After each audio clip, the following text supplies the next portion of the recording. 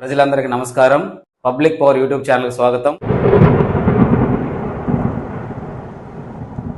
ఈరోజు మనం నాయుడుపేటలోని Indian bank ప్రజలను ఏ విధంగా మోసం చేసిందనే విషయంపై ఈ వీడియో ద్వారా మీకు తెలియజేస్తాను.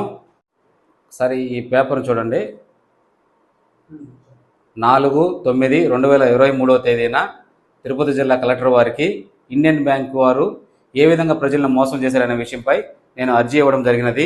ఈ ఇండియన్ బ్యాంక్ వారు ఏ విధంగా మోసం చేశారనే విషయం మీకు ఒకసారి క్లియర్గా తెలియజేస్తాను. జగనన్న తోడు పథకం ద్వారా పేదలందరికీ ఆ రోజున్న రాష్ట్ర ప్రభుత్వం వారు చిన్న చిన్న వ్యాపారస్తులని ప్రోత్సహించడం కోసం 10,000 రూపాయల చొప్పున వడ్డీ లేని రుణంగా మంజూరు చేయడం జరిగినది. ఈ అమౌంట్ అనేది ఏ బ్యాంక్ అయితే అకౌంట్లో ఇచ్చారో వారికి వారి ఖాతాల్లోకి జమ చేయడం జరిగినది. కానీ నాయుడుపేటలో ఇండియన్ బ్యాంక్ వారు ఆ జమ అయిన అమౌంట్ని ఎవరైతే లబ్ధిదారులు ఉన్నారో వాళ్ళకి ఏ విధంగానూ అందించలేదు. జగనన్న తోడు పథకం కింద